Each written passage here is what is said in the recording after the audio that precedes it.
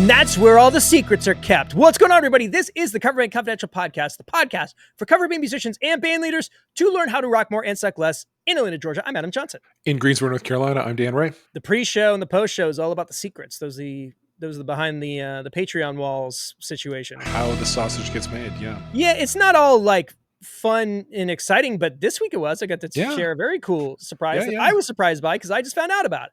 I love that. All will be revealed down the road. Well, how's it going? It's good.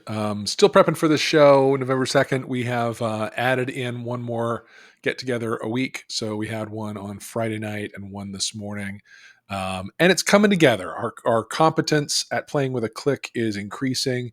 Ben and I, my bassist and I, on the way out of the storage unit today, we were just chatting and we both simultaneously kind of said, wow, I just really realized today that keeping to the click is everyone's job. Like I've been like, come on, Charlie, get with the click. But in fact, I need to be pulling to the tempo of the recording, and so does he. And if we're all doing that, then, and a couple of times in rehearsal today, we got off it, and by God, within a few bars, found our way back. And that has not been happening when we've just been following Charlie and agreeing with his divergence from the click.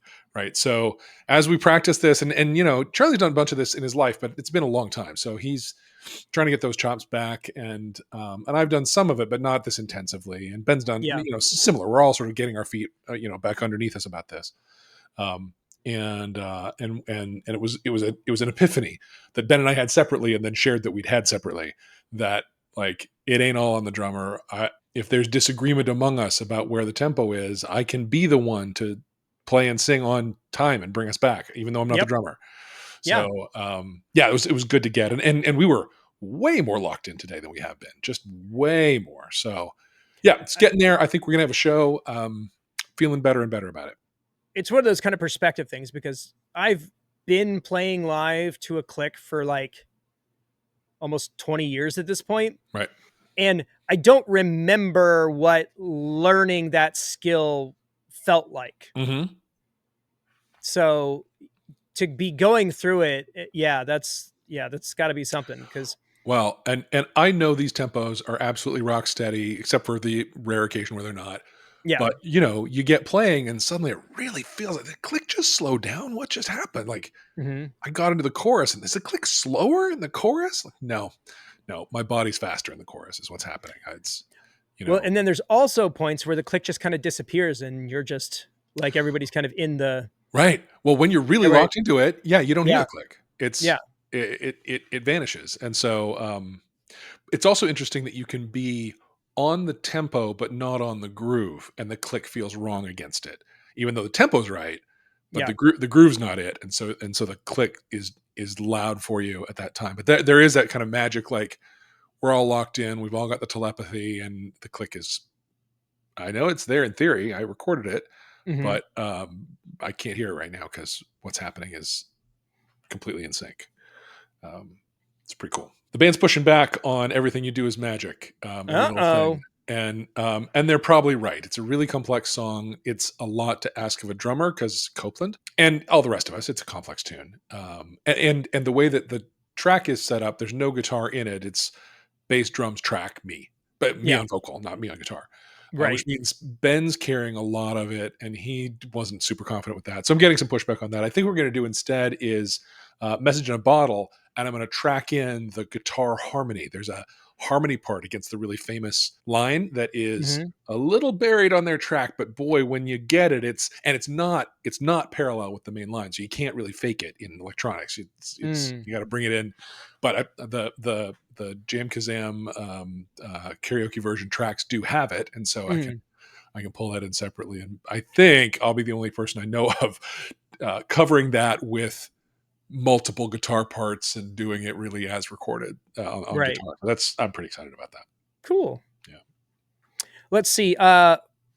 Here we had a hurricane blow through and kids were home, and so not a lot got done. I'm going to throw this out, and this isn't going to go up on socials or whatever, but I feel like I should share this. I did get some products to review, and I was going to make a video about it, and it was like all ready to go. And it was the company Xtuga, and they sent me these wireless microphone things, and they don't work very well. And so they sent me one and it didn't sound right. And I was like, hey, it doesn't sound right. And they sent me another one and it did the same thing. And I was like, hey, I'm sorry, I can't review these. Yeah. And they were like, appreciate your insight. Maybe we can work together sometime in the future, but just throwing it out there. If you're potentially thinking about that, don't. Yeah. There are better options out there. And I also just want you guys to understand that, like, we're not going to, say we like something when we don't. Just keeping it transparent, Yeah. We'll make sure you guys understand. I saw that video you shared on the Slack of the first pair. Was the second one same problem? Exactly the same problem. Yeah. Well, Yeah. there's a ton of cutouts and it's like interference where there should be no interference. And they were like asking technical questions. I was like, this is literally the room where we do wireless mics with wireless in-ear monitors, like every single practice. Yeah. So it's not like it's some weird room that has all this interference. It doesn't. Yeah. So yeah. Yep. Too bad. Yeah. Really a shame. Yeah. And then let's see, we've got a show coming up this Sunday. Not this Sunday, sorry, because today is Sunday, but a week from when we're recording this. It's like a 4:30 to 6 date. We might want to push recording now that I'm thinking about it. That's got you guys don't care about any of this. So yeah, that's going to be, it's a 90-minute set for like a municipal thing where like we literally just like the stage is already there. We show up and kind of throw and go with backline and that kind of stuff. We're still trying to figure out the logistics. I sent our schematic and our input list and stage plot to them yesterday, and we'll get it all hammered out. This current plan is still to show up with the splitter and, patch into their system. And I think we can basically four-wall it, at least as far as we're concerned. That's good. So that's good. I forgot to mention I have a private acoustic show for a company party on Saturday afternoon, and it was the first gig I've ever booked off of Thumbtack. That's right. And I've always kind of said, hey, the Thumbtack's model now is you pay them. They charge you, right? Yeah, they charge you when they give you a lead. And so far, I've been really mad about that because none of them have either responded or panned out. Right. But, by God, this is the one that pays for many, many leads off of Thumbtack. It only takes one, is what they've always said. And sure enough, here's the one. It's about 45 minutes away from here. I bid it at $500 and she didn't blink. So, that's what we're doing. Nice. We've been on both sides of these apps and services. Yeah. The Bash emails me every other day saying, "You'll never believe this deal." Right. More deals have come and gone. They're always discounting their stuff. Yeah. We have not been back and haven't needed to. Maybe that changes at some point in the future, but as of right now, no. But good on you, man. Yeah, it's good to hear. Yeah. So a few things have happened recently in the guitar modeler world, and it would be crazy if we didn't talk about them. So the two big news stories this past week have been the release of the Neural DSP Nano Cortex. Yep. And then I think on Friday this was dropped, the new updates for the Kemper pedal style unit. And there's definitely some saltiness there. But Dan, since you're already in that neural ecosystem, can you kind of walk us through the general gist of this new product? Yeah, I mean, it's if you think about a Line 6 Pod Go, which is sort of a very, very slimmed down version of the Line 6 world that is not really built for the fiddler, the fine tuner. It's kind of got presets that are generally pretty good, and you can combine them in ways that are pretty flexible, but not the wide open flexibility of the Helix world. This is that for Quad Cortex. And it is apparently very well built. It is pedal board sized. So it's, it's sized to fit on a pedal board rather than being the size of a pedal board. It is $550. Now it's missing a few things. It doesn't have XLR out or stereo out. Mm-hmm. It does have a weird combination of effects. It basically is amp profile and on. So anything that you would put on a pedal board ahead of the amp, it doesn't have. And so that's kind of an odd choice because the Quad Cortex has all of those things. So right. They could just lay them all in there. It also does not have an effects loop, which is weird. It's got expression control, but not an effects loop. The other thing it has is neural capture, which is the Yeah. profiling. You plug your device into it and it sends audio out to it and captures what that thing did to the audio and then builds a whole Sure. profile of your own device, right? Which is one of the big selling points of the Quad Cortex. I've never used it, but people seem to like it. I don't know. It's an interesting thing. I feel like it's a little overpriced for what it is. And it wouldn't give me the flexibility I want. Yeah, the reason, like basically just ground zero, that I knew that it wasn't going to be viable for me is that I need a readout. I need a display that tells me where I'm at. That's the other thing. It has no And screen. Yeah. the interface is very limited, and I'm looking at the layout of it right now, and these bank and preset like dots Yeah, they're or LEDs. light. Little series of Yeah, but LEDs. they are teeny tiny. Yeah. If you're standing, at a mic looking down at that, I couldn't tell you if I was on 3 or 4. Right. You know? Right. Especially if you're someone like me who takes his glasses off to gig. Oh, Yeah. yeah, that's a no. That's a non-starter. Yeah. Yeah. And that was my gripe with the Kemper profile player. Is it's Similar. Very similar. Yeah, very similar in the layout and feature set, and also no readout, no display. So, but there's a further glitch with the Kemper. Yeah, so let's get into that. We'll leave the Neural DSP thing. It's the Pod Go of Neural DSP's hardware, and it may not be ready for prime time.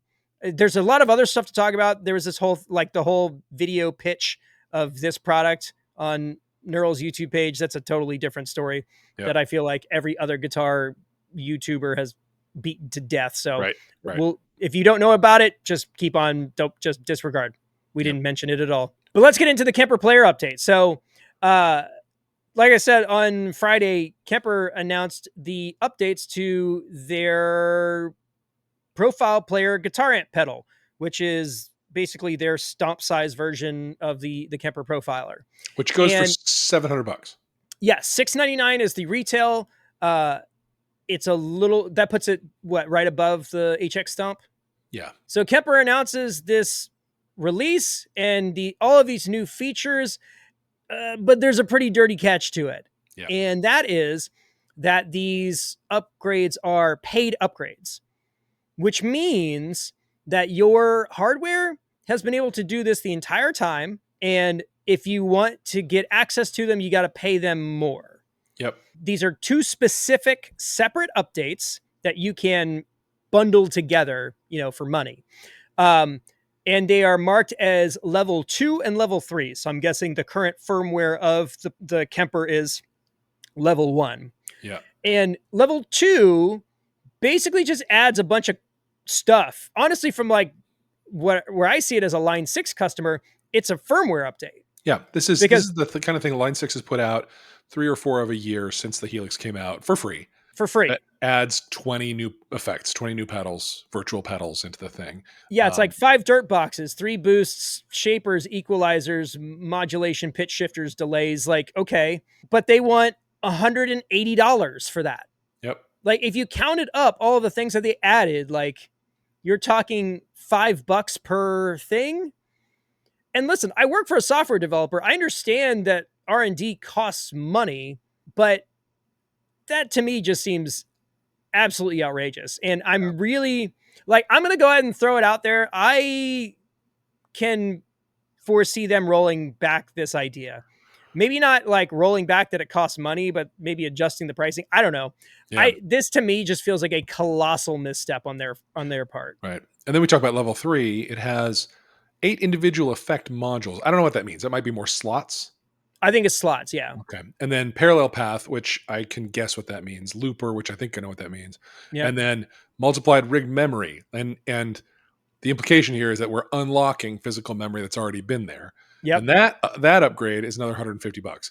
So, altogether it's $300 to get the full version of what that thing can do. Now, you also throw in it can profile now. That was another part of the addition to it. Right. Which is, a major Kemper selling point, always has been.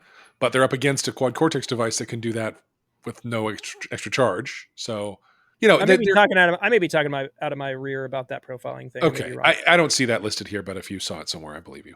I might be making that up. All right. Well, it's really beside the point. The fact is, opinions are split, and I know what side I'm on about buying hardware on the promise of software upgrades to come. And I say that as the owner of a Quad Cortex, right? Yeah. And an iPhone 16 Pro, which has this massive future in its roadmap sometime next year. Yeah. In theory, I don't like that, but if you look at my buying history, I don't mind it enough to hold on to my dollars. Right. The Quad Cortex was pretty disappointing in its upgrade path.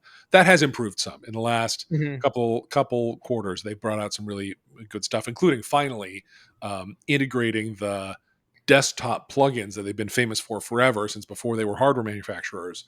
Finally, you can use those on the device, which was a promise. Well, some of them, yeah.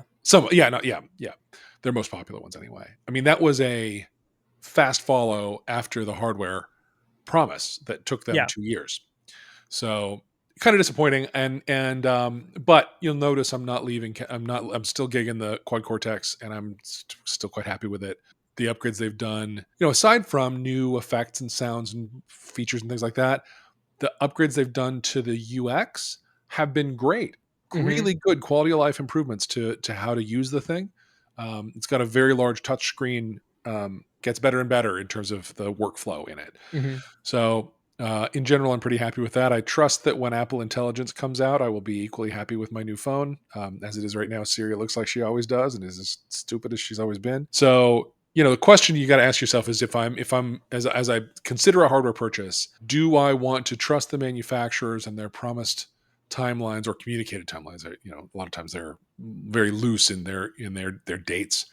Which, as a software guy, I mean, you get this too. You can't speak very specifically about a release date more than maybe a week in the future. It's not. That's just not real, right? Oh yeah.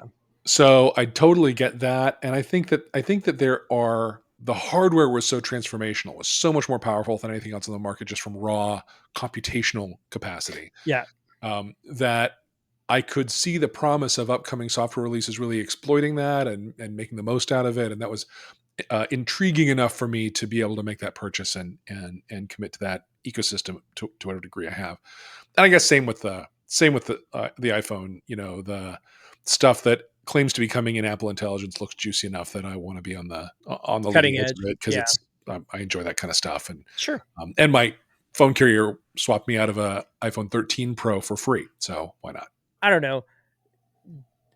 As a Line 6 customer, I'm feeling pretty smug, frankly. Yeah, for sure. I've played the Kemper player, and it's fine. I didn't love it. Granted, I was at NAMM, and it's probably not the best environment to try those things out, potentially. But still, it was not. I have yet to play a product that really gave me pause. It was like, maybe I need to jump ship. I don't see it. Yeah. And the thing that bums me out is that the Neural specifically doesn't do the thing that I loved about the Stomp was that it did what the Helix did. Right. And it was easy enough to move stuff from one device to the other because they speak the same language. Even if it's pared down. Yeah, well, that's the thing. The way it was pared down didn't impose, the limitations it imposed were of quantity, not quality. Right. You could do all the same stuff, just not as much of it. Whereas these two new products, there's stuff that their flagship item does that this just doesn't do. And that's a really different thing. It's a really different thing. I think the Stomp is a much more complete product. And now, what is it? 4 years old, something like that? Nice. Longer than that. Yeah, whatever it is. And these new versions of it are obviously targeted at what these providers think are the most valuable things for their players, but they do come with limitations that are odd. Yeah. So if you've got one of these, best luck to you. I don't know. And I'd love to hear how you're using it. I'd love to hear your use case for it. I think it's an interesting conversation to have. Well, I think the Kemper one makes sense if you're a Kemper player. It does kind of give you now, if you've got an extra $300 laying around, it gives you the ability to do the thing that the big Kemper does. Right. It just kind of sucks that you have to pay for the functionality, and the Cortex Nano doesn't do the nano cortex doesn't do what the quad cortex does. And you Right. can't necessarily translate one to the Right. other. Right. Because like when I first heard it, I thought, well, maybe this is like something you could put in a rack that takes up less space. And you can just, if you're running your MIDI automation and stuff, maybe that's all you need. But I don't think it does any of that. No, I don't think it does. I don't think it does. And a lot of quad cortex patches use a lot of the hardware that quad cortex comes with. So slimming Yeah. down the hardware profile to run it, those things just aren't going to go. Yeah. So yeah, it's got to be its own kind of thing. You got to think of it as a totally separate product, which is unfortunate because, of course, the brand is all built around the power of that machine and the quality of the plugins, which they only just have managed to sync up and not completely, as you point out. So, yeah, it's an interesting time. I mean, everything that I've heard as far as samples go sound good. I'm sure it is a great sounding unit. And, you know, they're still not fully out. I know people who played it and said that it was cool, but most of them are not neural players to begin with. And so the rubber meets the road when you're actually using this stuff to work. And, you know, a lot of gear reviewers aren't doing the kind of stuff that we're doing, right, you know, week in and week out. So, you know, time will tell, but I'm not impressed with either of those things. And like I said, as a Line 6 user, I'm feeling really very smug at the moment. Yeah. Okay. So let's transition into the conversation we wanted to have this week. And this is technically, it's like a twofer. It's like a review and the question of the week. So, you know, we bonus. 2 birds, 1 stone. And this one came in on last week's episode, actually, on our YouTube channel. It says, thanks for another great video. Have got a lot of great tips and advice from watching your channel. I'm a bass player for Reinstate Pluto, an ATL-based cover band. I've never heard of them. They're not in my area. Excellent name, though. Excellent. We've had pretty regular bar and brewery bookings, so doing well for a 2-year-old band. Possible topic for you. It's now becoming a literal topic. Actual topic, yes. How does a band know whether and when to try booking events, weddings, corporate events, private parties, etc.? What are the considerations and what do you need to have in place? And his list was standard songs, instruments, gear, booking agent, ? Thanks for considering. So big thanks to Tim for reaching out. Nice. And Dan and I's groups have both done private work. I almost exclusively work in that field. And we talked through this, and there's kind of a lot to consider. But there are some, we'll talk through the practical things, and then we'll kind of talk about the esoteric, if you will. We boiled it down to 3 things. 3 clickbait title worthy things. The 3 things you need. Like that. I'm learning. I am learning. Hold on. Hey, musicians, here are the 3 things that you need in order to play private events. Let's go. Let's do this. So the first one is probably the most obvious one. If you want to be able to play corporate events, private parties, weddings, and that sort of thing, you need to have access to a full turnkey production setup. Yep. And it's got to be portable. Your own sound, your own lights, somebody run them. Yep. That is base level. Now, you don't have to own those things necessarily. Right. You just have to be able to either subsidize paying for them with the paydays that you're getting, or you need to start putting some stuff away in order to get it. For sure. I know bands that bake a production company's costs into their bids. Mm-hmm. Right. So they got some professionals who come and do lights and run sound and bring the rig and all that stuff. And they show up and plug and play. Yep. And then they price themselves accordingly. And that's a pretty sweet way to do it compared to what you and I do, which is we schlep all the stuff and we own it and we set it up and we eat the maintenance on it, you know, the wear and tear and all that stuff. Well, and I think it kind of boils down to logistics. Like, do you have access to a production company that you can guarantee will have the preferred stuff that you want to use anytime you are playing an event? In my world, that wasn't feasible. Yeah. Because there's just the availability factor is just too much. Yeah. So it became pretty clear because when we first started, I was borrowing PAs. We were cobbling gear together, like just, you know, whatever we could. But it became very clear. And we had to sit down with the agency that we were working with at the time. And they were basically like, if you want to do this, we can book you on this stuff, but you're going to have to be able to do this yourself. And so Amber and I talked about it, and I put an order out on Sweetwater and got a pallet of stuff. We played through it, we paid it off, and it's been fine. Yeah. I wouldn't say it's been great. It's carting stuff around sucks. There was a period of time where our production guy also rolled with the PA, and that was awesome. And I wish I could go back to that, but he did a gig at Madison Square Garden on Friday, so I think that ship has sailed. Yeah, he's managing other PAs entirely. Yes. Yeah. So yeah, if you want to be able to write your own ticket, you probably need to step up and throw down for the resources. Yeah, and understand that it's an investment that you will pay off over time. Sweetwater often has really good terms, Yeah. 0 interest for 36 months or whatever, That's what that you we can did. pay into for a long time. Yeah. So, you can amortize that over a lot of shows, and it ends up being pretty workable. Yeah, So, that PA was paid off fully by music. Yeah. I never once did a month go by where gigging didn't cover it and then some. Right. So, Right. it is kind of one of those it takes money to make money kind of situations, but I can assure you that is worthwhile, because once you have it, you can use that as a separate business. You can rent it out when you're not using it. Like there's a lot of upside to owning that kind of stuff, because you can monetize it, outside of your own personal use. So, Yep. Then the other side of it is your band sounds great, but how does it look? Nobody knows if you're in the dark. we should stop saying that, because they are not paying us anymore. I know. I didn't say their name. I'm just saying It's true. It is true. Your band sounds great, but how does it look? Nobody knows if you're in the dark. So that's right. Lighting, portable lighting, possibly by our former sponsors or by somebody else. And it doesn't need to be crazy. No. Like you could literally, if you got a pair of 4 bars, you could make it happen. For sure. We did it for years with just a pair of 4 bars on, blink mode. Yep, us too. And of course, now you've got more sophisticated solutions, a lot of low profile lights. The Maestro DMX turns the whole thing on its head. And that discount code is still good. They are finally back in stock. If you've been considering it, I 100% would say pull the trigger. I got my cheapy Amazon movers working with it fully nice. this week. And so I had forgotten to this is going to get nerdy, but as you define the steps on the color wheel, you give it hex values for the colors, and I had forgotten to do that, so it was just speaking white out it. And one quick email to their support people, and I was in business. Those guys, their support energy is very much on point. It's really good. We'll put the discount code and link in the show notes for this week's episode.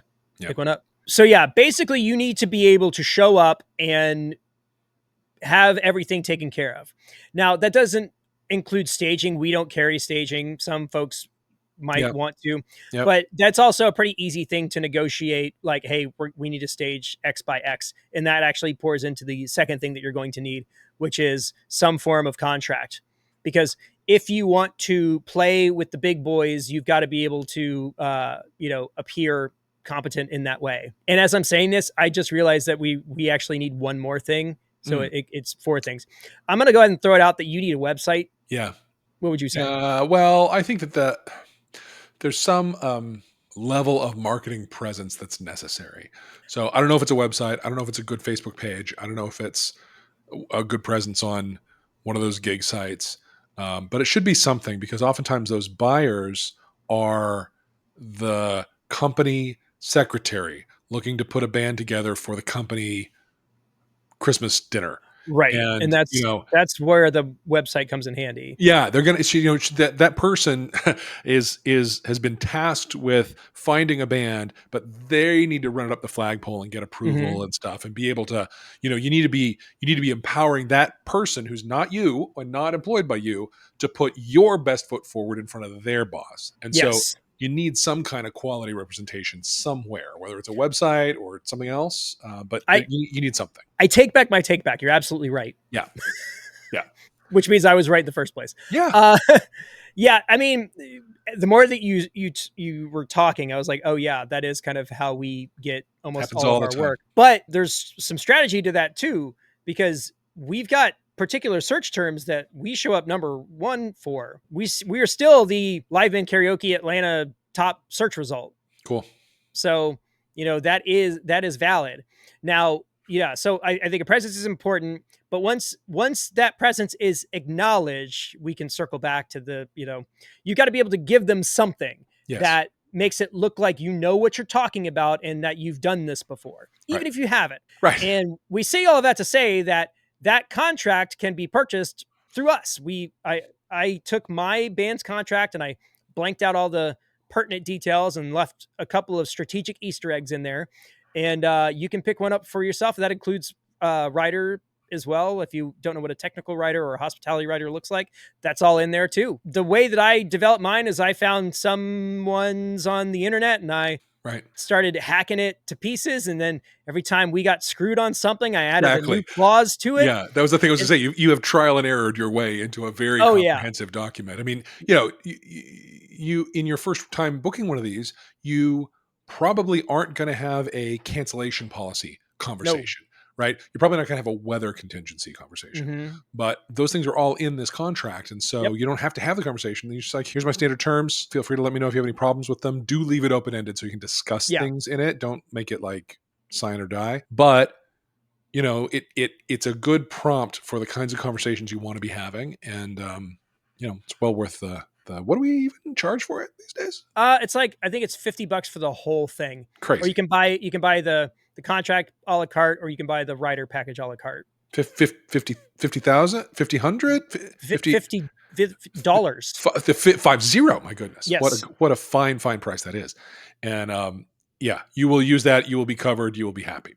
And yeah, it's a pretty small investment, all things considered. Yeah. And I would say you should get it even if you're not to that point yet, because I think it's a good way of informing what the kind of work looks like. Because right. I can assure you that the amount of time, effort, and energy that goes into playing a private event is significantly higher than it is for playing at a bar. Yeah. Because the bar, you show up, you do the thing, you go home. And while you also do that for a private event, you're doing a lot of work up to that date and day of that has nothing to do with you playing your instrument. It's actually, I would say, all of the work is outside of that. And it's all soft skill kind of stuff. Mm-hmm. Right. It's all conversations. And so the beauty of this contract is it has paragraphs for each of the conversations you want to be having. Yep. And it has them in writing in a way that you could then edit if you need to, if they have some difference of opinion about things and you're willing to accept changes to the terms. It's like a checklist for the most important conversations to have. And that's just really valuable. Yeah. The only thing that I can say is we have played for probably half a dozen law firms, and not a single one of them has torn it to shreds. Yeah, the ones that do are the nonprofits and the right. Yeah, I definitely have gotten way more scrutiny from sole proprietors or whatever. But yeah, the lawyers are like, yeah, it looks great. Yeah, no problem whatsoever. So the last thing is kind of the talking a little bit about where we were going with this. It's the crux of it. So the word that we came up with was gumption. Gumption. That means a lot of things to different folks. I think the main one is that it takes a certain level of confidence, I guess you would say. Because what you basically have to do is you have to be able to convince people that you are able to do the thing that they want you to do. And you need to be able to do it basically on all fronts, in person, through email communication, all of that stuff. Yeah. And the first time you do it, I mean, I love the way the question is asked. How does a band know whether and when to try booking these events? How do you know when you're ready? And the answer is, how do you know when you're ready? You're never ready. You're never ready. Ever. And you won't know. And if you wait until you know, you won't ever do it. Yeah. Right. And so the thing is, how do you sell that you are going to be competent at a thing that is pretty high stakes for the person buying it from you when you haven't done it before? You hopefully have a sense of what it takes, maybe from listening to us or from other things, but you're going to go into it to learn how it's done. You're going to go into it bluffing just a little bit, maybe. Oh yeah. And you got to have the wherewithal and the stones, so to speak, to be able to pull it off and have the forethought to have thought through the timing of the event and talk through like, all right, so it's a wedding. So is the reception that we're playing at in the same place as a ceremony? So what does that mean in terms of when we have to get there and think through all the logistics of it? Some of us have that in our bones. Others of us don't yet. But you have to be able to say, yeah, I can do that. I can totally do that. Yep. With no evidence. Yes. Right. Just on the strength of, I'm saying I can. I don't know how many times I have confidently told somebody with literally using the words 100% when I had no idea whether I could or couldn't do it. Right. And then you get booked for it and you figure out how. Yeah. My story, as far as members only getting into the private event stuff, this is when the band was still not members only yet. We were doing some bar gig, and this really nice couple, it was like our age, walked up and they're like, "Do you guys do weddings?" And my immediate word was, because I had a couple of Chardonnays in me. I was like, "We do now," and that was it. Yeah. And that's literally it. I Yeah. said those 3 words, and we booked our first private event. Yeah. And listen, real magic can happen. I've used the analogy on the pod before of throwing your hat over the fence. Because it gives you a reason to jump over. Because then you got to get over the fence. Yeah, your hat's over there. So go for it. Put yourself on the hook. It's working out. I'm not going to count my chickens just yet, but so far about my 80s brand is working out that I've booked us a thing with no band to play it. Yep. But it, and it put me in a bind. I really got to get some work done. And my band's got to get some work done. And we're doing it. And it's a really great way to force future you into action. Well, but also thinking about how that hard work will pay dividends for the main project as well. 100%. Yeah. Listen, we're going to have a bunch of songs that are not track songs we can bring back to the other project. We can bring some tracks back to the other project. Yep. No reason we couldn't do that. It's all the same setup. I push the play button and we're playing to a track. That's the only difference. Well, they say about luck, right? They say a few things. Luck is where preparation meets opportunity. Ah. And so now you have gone through all of the prep work that you are now kind of positioned to be able to deliver, a lot more than you did a month ago. And when the opportunity comes up to do that, won't we be lucky? Won't you? Yeah. Indeed. I was headed down luck be a lady. I knew that wasn't probably what you had in mind. No, I was trying to. What they say about luck, I couldn't. Yeah. No, but you're right. You're absolutely right. So every time that we have kind of ended up in a new situation, you're basically waiting for somebody to tell you no. Right. And that is the worst thing that could happen. We booked our first private event because I was willing to say that we did something, even though I'd literally never done it before. Also being willing to take the licks as you went to find this stuff out. Because the other thing that it takes, if you want to do this kind of work, is that it's a whole different skill set. You have got to be customer minded. And that's not necessarily first nature for musicians in general. Right. You have to be able to give them what they're looking for.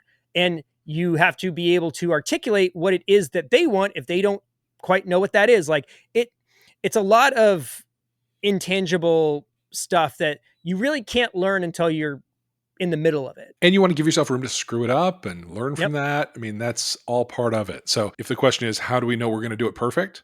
You won't. Don't worry about it. Yeah. You don't. Many years in, it's still, for both of us, a work in progress. And, the way that you do that is maybe you increase your pay by enough for all the extra work to make it worth your while. Yeah. But not too much that if it's not to your standard or their standard, people are going to feel like they got ripped off. If you're really not confident with it. But most of the time, it's just find ways to, incorporate the stuff that you are comfortable with the things that you're not comfortable with, and just hope it works out. And I would say if you, listening to this, sitting there, your experience is, I'm not confident with it. My advice would be to get over yourself and get confident. Yeah, do it anyway. Because a competent bar band is going to do fine in a wedding or a corporate event. You'll need to learn some structures of how an event flows. Yep. But in terms of playing the music, you'll be fine. We are not doing anything different than the majority of what other bands are doing. Right. We just have the ability to do more than what the normal band is doing. And we've got the experience and the resources to do that. That's the only difference. Ironically, it often ends up being less. You play fewer songs in a night, hours in a night by a lot. So, somebody in the Slack was talking about 4 hour sets, and I was like, oh my God, no. We do 2.5 hours is our normal run. Right. And we'll do 3 hours if it's absolutely necessary. But otherwise, we're getting paid $150 per person per hour, and that's in the contract, baby. Cha-ching. That's your overtime rate. So there's a lot of practical stuff that you probably want to figure out, and if you really want to have that conversation, hit us up, coverbandconfidential@gmail.com. Me and Dan will hop on a call. We can go through the nuts and bolts of it. Yep. But that's really it. You got to be able to put yourself out there and just have the confidence to deliver something that maybe you're not 100% sure you can do. Yeah. But odds are you can. Yeah. Even if for you it's unearned confidence, doesn't matter. Doesn't matter. You're putting on a show from the first phone call, so put it on. Absolutely. So that's it. Any other parting words, advice, or? No, go do it. Go get booked. Go get booked, you guys. Well, big thanks to Timothy again for dropping us a line. If you would like us to cover something on the show, let us know about it. coverbandconfidential@gmail.com or the contact sheet on our website, coverbandconfidential.com. Yeah, that's it, guys. Thanks so much for tuning in. This is a really great conversation. Like, as we were coming in on the pre-show, I was like, I think it's going to be a good one. It's going to be a goodie. Yeah. And I'm probably going to leave all of the like circuitous, like, oh, maybe I shouldn't have said that. You know what? I should have said that. We'll just no. You should have said that. Yeah. I don't know why you. Yeah. No. Don't doubt yourself. Yeah. I shouldn't doubt myself, but you know what? That's what's keeping most people from doing what they need to do. There you have it. Believe in yourself, and that's what I should do. I should take my own advice. True. If you like to support the show, you can do any of the stuff you're about to hear. But otherwise, I'll call it for this week in Atlanta, Georgia. I'm Adam Johnson. In Greensboro, North Carolina, I'm Dan Ray. You've been listening to the Cover Band Confidential podcast for the week of October 4th, 2024.